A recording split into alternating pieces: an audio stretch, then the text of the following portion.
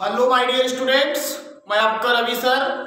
चलिए देखिए भैया, सबसे पहली चीज तो आज आपको जो हम आपकी 10th की केमिस्ट्री है, 10th की जो आपकी केमिस्ट्री है जो एनसीईआरटी यूपी पैटर्न पर आधारित है, वहां पे हम देखिए आपको एक चैप्टर है कार्बन एवं उसके यौगिक।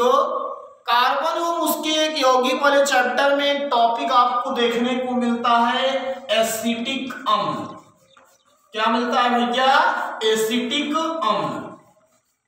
ये क्वेश्चन जो हुआ करता है आपके यहाँ बहुत इंपॉर्टेंट है और ये 7 नंबर का क्वेश्चन लेकर के आता है आपसे।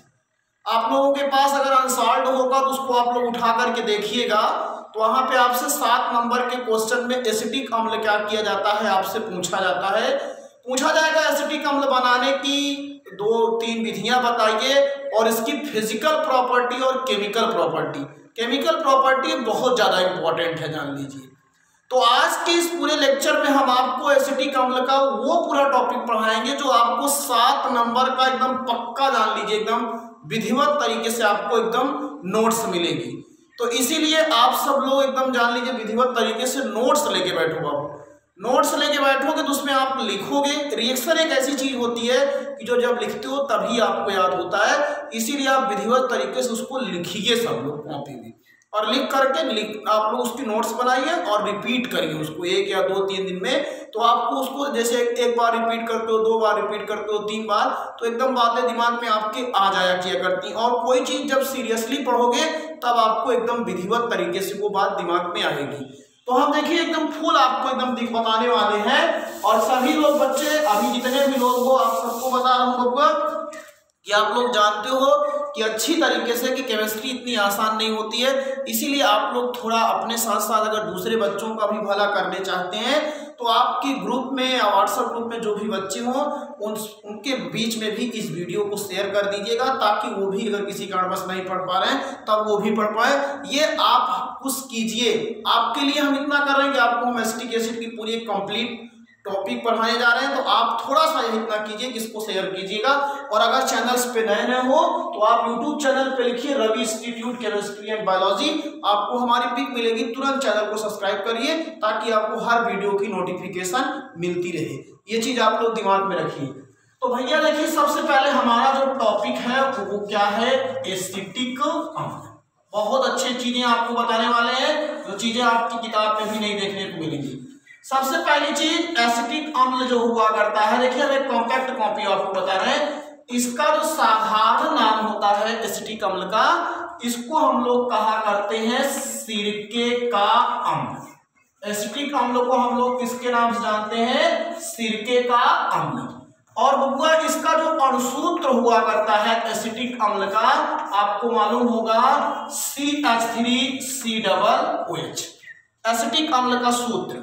और अगली चीज इसका IUPAC नेम, अभी आपको IUPAC नेम भी हमको पढ़ाना है, जान लीजिए। बाकी सब चीजें तो हमने प्लेलिस्ट में आपको बता रखा है। आप हाई स्कूल की प्लेलिस्ट को ओपन करिए, उसमें केमिस्ट्री में आपको जितने भी चैप्टर है सब हमने पढ़ाया हुआ है। रासायनिक अभिक्रिया वाला चैप्टर है, अम्ल क्षार एवं लवण वाला है, धातु और अधातु है, कार्बन एवं उसके यौगिक के भी हमने कुछ वीडियो अपलोड किया है। IUPAC नेम ही आपको पढ़ाना है। IUPAC नेम का भी हमने एक वीडियो अपलोड किया जिसमें कार्बोक्सिलिक अम्ल का हमने नामकरण करना आपको सिखाया। वो सब वीडियो देखिए तो आपको कुछ चीजें सीखने को मिलेंगी। तो IUPAC नेम इसका आप जानते हो 1 और 2, 2 कार्बन का मतलब एथेन और ओइक अम्ल, तो इसका IUPAC नेम क्या हो जाता है बबुआ? एथेनोइक अम्ल। ये तो एक कॉमन सी हमको क्या थी, जानकारी थी कि एसिटिक अम्ल का जो सूत्र होता है CH3COOH होता है, साधारण नाम होता है सिरके का अम्ल। IUPAC नेम क्या होता है इसका? एथेनोइक अम्ल। अब हमको पढ़ना क्या है भैया? बनाने की विधि, प्रिपरेशन मेथड। आपसे यही सबसे इंपॉर्टेंट चीज है कि एसिटिक अम्ल बनाया कैसे जाता है। तो सबसे पहले हम आपको बनाने की विधि बता रहे हैं। एसिटिक अम्ल बनाने की कौन सी विधि है बताइएगा? एथिल एल्कोहल से। किससे बता रहे हैं भैया? एथिल एल्कोहल से। आपको मालूम होगा कि एथिल एल्कोहल का फार्मूला होता है C2H5OH, थोड़ा हम इसको ऐसे लिख रहे हैं CH3CH2OH। ये किसका फार्मूला है? Ethyl alcohol. अब अगर आप क्या कीजिएगा, इस एथिल एल्कोहल का क्या कर दीजिएगा? ऑक्सीकरण। ऑक्सीकरण जो हुआ करता है, चाहे आप KMnO4 की उपस्थिति में कर दीजिए, चाहे आप लोग K2Cr2O7 की उपस्थिति में कर दीजिए। ये KMnO4 को हम लोग पोटेशियम परमैंगनेट या लाल दवा कहते हैं और K2Cr2O7 को हम लोग पोटेशियम डाइक्रोमेट कहते हैं। तो अगर इस एथिल अल्कोहल का क्या किया जाता है, KMnO4 या K2Cr2O7 की उपस्थिति में ऑक्सीकरण किया जाता है, तो याद रखिएगा सबसे पहले एल्डिहाइड बनता है CH3CHO और बाहर क्या हो जाता है H2। ये जो फार्मूला है आपके सामने, ये फार्मूला किसका है जानते हो, एसिटल्डिहाइड। किसका है ये, एसिटल्डिहाइड का। आपसे अगर एग्जाम में कहे कि एथिल अल्कोहल से एसिटल्डिहाइड बनाइए, पूछेगा आपसे एथिल अल्कोहल से एसिटल्डिहाइड बनाइए, तो यही रिएक्शन लिखना पड़ेगा। लेकिन अभी हम क्या पढ़ क्या रहे हैं, एसिटिक अम्ल बना रहे हैं, तो एसिटिक अम्ल तो अभी बना नहीं बाबू। तो अब क्या करोगे, अब जो ये पहला स्टेप था, आप दूसरे स्टेप में क्या करोगे जानते हो, इसी एसिटल्डिहाइड का आप क्या कर दोगे, ऑक्सीकरण फिर से। तो दूसरे स्टेप में क्या हो जाएगा, आप जब अब की बार एसिटल्डिहाइड का ऑक्सीकरण करोगे, देखो यहाँ पे H है और ये H उधर चला जाएगा, O बगल में आ जाता है, देखिए बन क्या जाएगा, CH3 पहले ही था, COO और यहाँ हो जाएगा COOH और आपको मिल क्या गया, एसिटिक अम्ल। क्या मिल गया आपका, एसिटिक अम्ल। तो ये पहली विधि है इसकी बनाने की, जान लीजिए। एथिल अल्कोहल का KMnO4 की उपस्थिति में, अब लैंग्वेज आप कैसे लिखेंगे, एथिल अल्कोहल का KMnO4 की उपस्थिति में ऑक्सीकरण करते हैं तो एसिटल्डिहाइड प्राप्त होता है, और फिर हम एसिटल्डिहाइड का ऑक्सीकरण पुनः करते हैं तो आपको क्या मिल जाता है, एसिटिक अम्ल मिल जाता है। तो ये एथिल अल्कोहल बनाने की कौन सी विधि थी, पहली विधि थी। अब हम आपको एथिल अल्कोहल जो बनाने की जो आपकी दूसरी विधि है भैया, उसके बारे में बताने जा रहे हैं। दूसरी विधि भी बहुत इंपॉर्टेंट है, वो आप समझिए उसको। दूसरी विधि जो एथिल अल्कोहल आपके एसिटिक अम्ल बनाने की है, वो है एथिल एसीटेट से। किससे है आपकी बताइएगा, एथिल एसीटेट से। अब एथिल एसीटेट का फार्मूला क्या होता है, एथिल एसीटेट का फार्मूला होता है आपका CH3COO2H5। ये आपका क्या है, एथिल एसीटेट। अगर किसी बच्चे को इस एथिल एसीटेट का IUPAC नाम मालूम हो तो वो बच्चे आप कमेंट कर सकते हो, कमेंट बॉक्स आपके लिए हम खाली कर रखे हैं। आपसे हम पूछ रहे हैं कि अगर आपको एथिल एसीटेट का IUPAC नाम मालूम है तो आप कमेंट कर सकते हैं। एथिल एसीटेट का क्या किया जाता है, किसके साथ अभिक्रिया की जाती है, जल के साथ। अब जल को हम लोग H2OH या HOH भी लिख सकते हैं, और ये जो अभिक्रिया होती है H2SO4 की उपस्थिति में। एथिल एसीटेट की अभिक्रिया H2SO4 की उपस्थिति में, लैंग्वेज बोल रहा हूं बाबू, एथिल एसीटेट की अभिक्रिया H2SO4 की उपस्थिति में किसके साथ करने पर, जल के साथ करने पर। जब जल के साथ करिएगा तो हमारा टारगेट क्या बनाना है, एसिटिक अम्ल, क्योंकि हम एसिटिक अम्ल बनाने की विधि पढ़ रहे हैं। तो होगा क्या, देखिएगा यहां से, देखिए एकदम बढ़िया सा, ये और ये और ये देख रहे बाबू, ये इतना पार्ट तो निकल जाएगा क्या, एथिल अल्कोहल। और अब देखिए बच्चा क्या, CH3COOH, यहाँ देखो CH3 फिर COO और H, देखो कितना अच्छा सा। और ये ऐसी विधि है जिससे आप एथिल अल्कोहल भी बना सकते हो और क्या बना सकते हो, एसिटिक अम्ल भी बना सकते हो। तो एक के साथ दो आपको फ्री बता रहे हैं, इतना आसानी से आपको बता रहे हैं, समझ में आ जाना चाहिए एकदम। एथिल एसीटेट की अभिक्रिया जल से किया गया, तो यहां से देखिए C2H5 और इसमें से OH, हमने H2O को HOH के रूप में लिखा हुआ है ताकि एकदम आसानी से समझ में आ जाए। तो यहाँ पे बन गया क्या आपका CH3COOH और प्लस क्या बन गया C2H5OH। आप एसिटिक अम्ल भी बना सकते हो, एथिल अल्कोहल भी बना सकते हो, दोनों विधियां बनाने का एकदम बहुत अच्छा रिएक्शन है। हाई स्कूल लेवल पे आपसे एसिटिक अम्ल बनाने को पूछेगा तब भी ये लिखिए, एथिल अल्कोहल बनाने के लिए कहेगा तब भी ये लिखिए। तो यहाँ पे क्या हो गया आपका बताइए, ये एसिटिक अम्ल। एसिटिक अम्ल को हम लोग सिरका भी कहते हैं बाबू, और इसको हम लोग कहते हैं एथिल अल्कोहल। और एथिल अल्कोहल का IUPAC नाम क्या होता है, एथेनॉल। नहीं तो आपसे कोई एथेनॉल कह दे तो आप झगड़ा कर लीजिए कि एथेनॉल और एथिल अल्कोहल दूसरा चीज होता है, दोनों वही होता है। तो दो विधियां हो गई ना बाबू। पहले में क्या बताया, एथिल अल्कोहल को ऑक्सीकरण करोगे एसिटल्डिहाइड बनेगा, एसिटल्डिहाइड का फिर से उठा के ऑक्सीकरण कर दीजिए, क्या बन जाएगा, एसिटिक अम्ल। दूसरी विधि क्या बताया कि एथिल एसीटेट की अभिक्रिया जल से करा दीजिए, तो आप किसकी उपस्थिति में, सल्फ्यूरिक अम्ल से। तो ये ऐसी विधि है जिसके द्वारा आप दो कंपाउंड बना सकते हो। अगर एसिटिक अम्ल कहेगा तो एसिटिक अम्ल भी लिख सकते हो, और अगर आपसे एथिल अल्कोहल कहेगा तो एथिल अल्कोहल के लिए भी लिख सकते हो। तीसरी बनाने की विधि जो है वो है आपकी मेथिल साइनाइड से। 3 विधि आपको बताएंगे मेथिल साइनाइड से।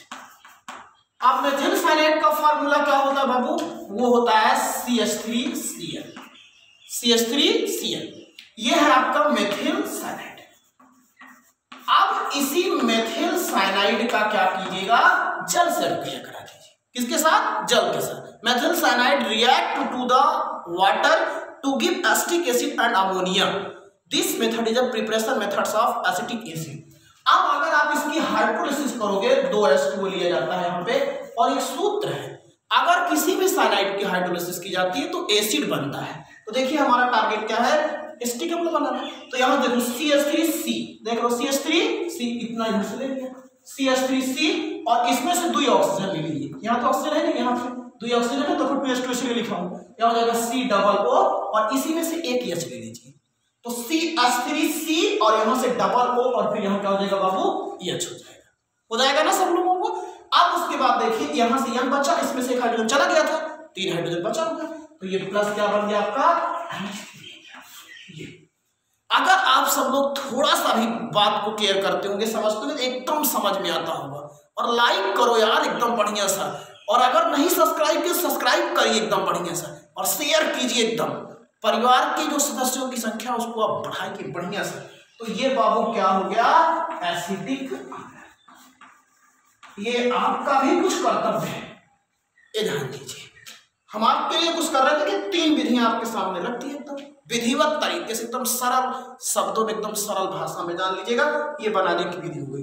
अब इसके बाद अगर कोई आपसे दूसरी चीज पूछा जाता है, वो पूछा जाता है कि इसका केमिकल प्रॉपर्टी। फिजिकल प्रॉपर्टी तो ज्यादा उतनी इंपॉर्टेंट होती नहीं है। फिजिकल प्रॉपर्टी को आप सब लोग जो चीजें बाहर से दिखाई दे रही हैं उसी को ही हम लोग किसके अंतर्गत रख देते हैं? फिजिकल प्रॉपर्टी के अंतर्गत। जो चीजें दिखाई दे रही, अब सिरका सब लोग देखेंगे, सिरका का जो रंग होता है भौतिक गुण में, रंग आप लोग जानते हो क्या होता है? रंगहीन होता है। अवस्था सिरका की कैसी होती है आपको तो मालूम होगा सबको। अवस्था कैसी होती है? द्रव होता है। गंध सिरका दूर से ही खोलिएगा तुरंत पता लग जाता है। अत्यंत क्या हुआ करती है? तीक्ष्ण होती है। तो ये सब चीजें इसकी क्या हुआ करती है? Physical property. सिरका सब लोग देखे हो ना बाबू। अब लेकिन जो रासायनिक गुण है सिरका, यहां से आपको रिएक्शन पूछा जाएगा, और पहला वाला रिएक्शन सबसे इंपॉर्टेंट है, जिसको आप लोग कहते हो सक्रिय धातुओं से क्रिया। ये रिएक्शन बहुत बहुत इंपॉर्टेंट है, और इसको एक नाम से और पूछा जाता है। कहता है आपसे एग्जामिनर कि एसिटिक अम्ल से आप क्या बनाइए जानते हो? एसिटिक अम्ल से मेथेन। एग्जाम में ऐसे आया हुआ है, आंसर अगर होगा तो आप देखिएगा, कहेगा सक्रिय धातुओं से क्रिया या एसिटिक अम्ल से मेथेन बनाइए। पूछेगा आपसे, जरूर जान लीजिएगा। कहेगा सक्रिय धातुओं से क्रिया या एसिटिक अम्ल से क्या बनाइए? मेथेन। तो एकदम आराम से चलिए, देखिए ध्यान दीजिए। सक्रिय धातुओं में जैसे सोडियम, पोटेशियम, ये सब एक्टिव मेटल है। सोडियम को पानी में फेंक दीजिए तो आग लग जाती है। तो आप देखिए CH3COOH, ये एसिटिक अम्ल है। अब सक्रिय धातु के रूप में हमने ले लिया सोडियम। अगर हम एसिटिक अम्ल की अभिक्रिया सोडियम से कराएंगे, कौन सा है आपका? ये एसिटिक अम्ल, इसकी अभिक्रिया सोडियम से कराएंगे, तो कोई भी अम्ल जब धातु से क्रिया करता है तो आपको मालूम है हाइड्रोजन गैस छोड़ता है, और कौन सी चीज निकलती है? कौन सा? सॉल्ट बनता है। तो यहाँ से H निकल जाएगा, और यहाँ बन जाएगा आपका CH3COON, ये बन गया, और यहीं से हाइड्रोजन निकला, तो यहाँ से हो गया प्लस H। ये और बैलेंस करिए, यहाँ ट्वाइस कीजिए, यहाँ पे भी ट्वाइस कर दीजिएगा, यहाँ पे भी ट्वाइस कर दीजिएगा। तो अगर हमने एसिटिक अम्ल की अभिक्रिया सोडियम धातु से किया तो आपको मिल क्या गया? बताओ जल्दी से सब लोग। Sodium acetate. क्या मिल गया? Sodium acetate. पहला स्टेप, एसिटिक अम्ल की अभिक्रिया सोडियम धातु से करते हैं तो सोडियम एसीटेट प्राप्त होता है और हाइड्रोजन गैस। ऐसा क्यों हुआ? क्योंकि ये अम्ल है, सक्रिय धातुओं से क्रिया करेगा तो सॉल्ट बनेगा और हाइड्रोजन गैस निकलेगी। लेकिन जो दूसरा का स्टेप है वही सबसे इंपॉर्टेंट है। अब इसी की अभिक्रिया सोडियम एसीटेट की अभिक्रिया करा दीजिए सोडा लाइम से। सोडा लाइम क्या है, इसके लिए यहां थोड़ा सा आ जाइए। एक चीज होता है कंपाउंड जिसको आप लोग कहते हो कास्टिक सोडा। कास्टिक सोडा का फार्मूला होता है NaOH, और एक होता है आपका कली का चूना। कली का जो चूना हुआ करता है इसका फार्मूला होता है CaO। तो चूना को इंग्लिश में लाइम कहते हैं, और यहां से ले लिया गया सोडा, यहां से हो गया लाइम, यहां से हो गया चूना, तो आपका बन क्या गया सोडा लाइम। और अगर आपसे कहे कोई सोडा लाइम क्या है तो NaOH प्लस CaO, यही है। सोडियम हाइड्रोक्साइड और कैल्शियम ऑक्साइड के मिश्रण को ही हम लोग क्या कहते हैं बाबू, सोडा लाइम कहते हैं। तो अगर इसकी अभिक्रिया सोडियम एसीटेट की अभिक्रिया किसके साथ करा दी गई बताइए, सोडा लाइम के साथ, तो मेथेन बनेगा। क्योंकि हम बताए थे आपसे क्वेश्चन में कि आपसे कहेगा एसिटिक अम्ल से मेथेन बनाइए, तो एसिटिक अम्ल की अभिक्रिया हमने सोडियम धातु से करा दिया, सोडियम एसीटेट बन गया। अब इस सोडियम एसीटेट की अभिक्रिया सोडा लाइम से करा दीजिए, तो आपके सामने क्या है ये सोडा लाइम। और जब सोडा लाइम से कराओ तो मेथेन का फार्मूला क्या होता है बाबू, CH4 होता है, सबसे सरलतम हाइड्रोकार्बन मेथेन। अब होगा क्या, देखिए कैसे निकलेगा, यहां से H पकड़िए, OH को छोड़ दीजिए, बाकी सब कुछ एक साथ लिख लीजिए। ये देखिए यहां CH3, इसमें का H, तो क्या बाहर हो जाएगा CH4। एक बार इंतजाम करके एकदम विधिवत तरीके से वीडियो को बैठ करके देखिए, जान लीजिए। अभी क्या है, पूरा कोर्स कंप्लीट हो जाए, एग्जाम टाइम डाले दीजिए, तो आपके लिए अगर आप सबका ऐसे सहयोग रहा, बस केवल यही इतना काम कीजिए कि जितना जल्दी से ज्यादा हो सके इसको शेयर कीजिए और लोगों के बीच में सब्सक्राइब करिए। तो आपके बीच में हम लाइव क्लास लेकर के एग्जाम के समय एकदम अब की बार धुआं धुआं होगा, ये जान लीजिएगा। तो यहाँ से देखिए CH3 और यहाँ से H, ये CH4 बन गया। अब जो बचा है डब्बुआ में उसको एक साथ लिख लीजिएगा, वो है Na2CO3। अब आप देख लीजिए हमने रिएक्शन को शुरुआत कहाँ किया था, एसिटिक अम्ल से, बन क्या गया बाबू, मेथेन बन गया। तो एसिटिक अम्ल की अभिक्रिया अगर सोडियम धातु से करोगे तो सोडियम एसीटेट बनेगा, सोडियम एसीटेट की अभिक्रिया फिर सोडा लाइम के साथ कर दीजिए तो क्या बन जाएगा, मेथेन। ये इसकी दूसरी केमिकल, पहली केमिकल प्रॉपर्टी हो गई। अब हम बात करेंगे अगली केमिकल। अगली जो इसकी केमिकल प्रॉपर्टी होती है वो है क्षारकोष्ठीय।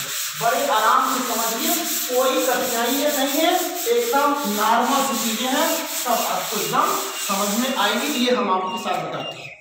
चलिए दूसरी केमिकल प्रॉपर्टी सोडियम हाइड्रोक्साइड से, किसके साथ, सोडियम हाइड्रोक्साइड से क्रिया, ये दूसरी प्रॉपर्टी। देखिए बाबू, आप जानते हो एसिटिक अम्ल का फार्मूला CH3COOH, ये आपका क्या है, एसिटिक अम्ल। क्या है ये, एसिटिक अम्ल। अगर इसकी अभिक्रिया हमने करा दिया किसके साथ, NaOH के साथ, तो ये अम्ल है और ये क्षार है। अम्ल और क्षार अभिक्रिया करेंगे तो सॉल्ट बनेगा, जल बनेगा, क्योंकि उदासीनीकरण क्रिया आप पढ़ो। तो यहां से क्या होता है, H निकलता है यहां से, और ये यहां से पकड़ लेता है OH। कितना आसान, यहां से H, यहां से OH, बाहर क्या हो गया बाबू आपका H2O, और बचा तो उसको एक साथ लिख दीजिए CH3COOH, यहां पे बचा है, ये हो गया CH3COOH।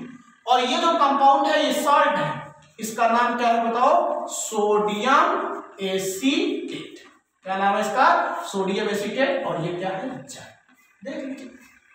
एसिटिक अम्ल की अभिक्रिया, लैंग्वेज बोल रहा हूं, एसिटिक अम्ल की अभिक्रिया सोडियम हाइड्रोक्साइड से करने पर सोडियम एसीटेट और क्या प्राप्त होता है, जल प्राप्त होता है।